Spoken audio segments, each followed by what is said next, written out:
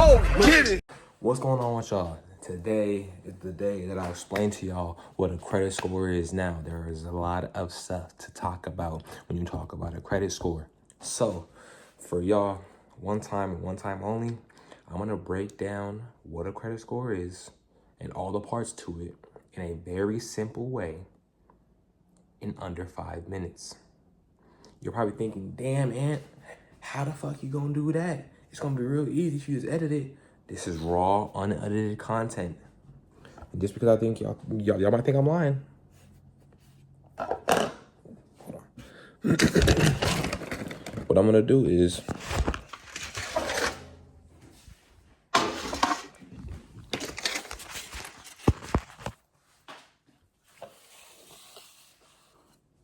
I'm going to have this the whole time while I explain it.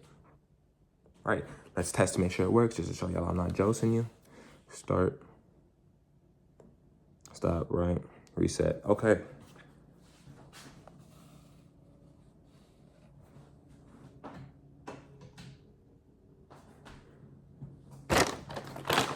Make sure y'all can see it, all right? Now, I'm gonna try to be as cohesive as possible. I'm allowing cuts and edits before and after, just in case something happens. I need to cut it out, make it smoother, just to get to the main gumption of the video faster, okay? Okay. All right, ready, set, go.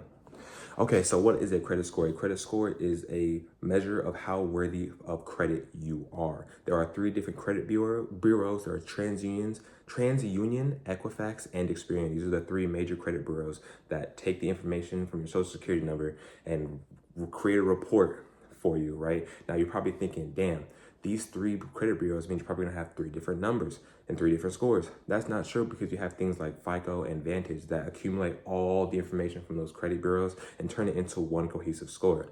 FICO and Vantage, there's not really a difference because Vantage takes more of the debt and spending and stuff, and FICO is more on if you actually make your payments or not. Now, talking of payments, let's talk about what goes into making your credit score. We're gonna go from the most important to least important, right?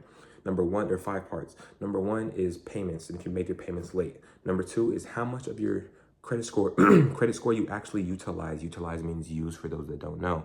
Next, we're gonna go about the age of your credits. Now, this can be the average age of all your credit combined or the age of your oldest accounts. Next, we have the credit mix, which means if you have a lot of credit cards, mortgages, loans, other shit like that, right? The last part is going to be the, oh shit, what is it called? Inquiries, right? Let's break it down step by step. Late payments. We're gonna use an example. If you have a credit card with $1,000, credit card of $1,000, we're gonna use for payments, which makes up 35%.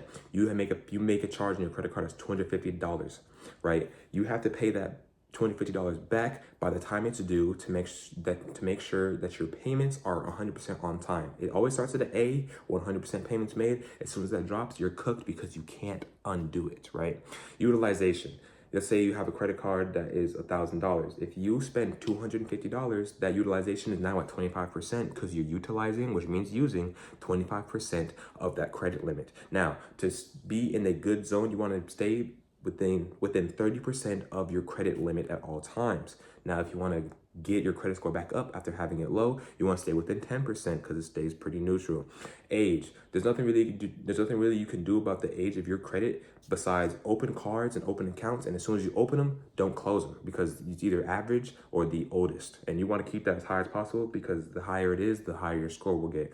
Credit mix. This is kind of self-explanatory. It's the mix of if you have loans, credit cards, and such, and that is actually a reason why, this is not financial advice, but if you have student loan debt, at some point you don't want to pay it off because it helps your credit mix and keeps your credit score looking good. Now, you might want to keep like $1,000, $2,000 in that motherfucker just to keep it rotating and spinning and looking nice, but that's basically all it is.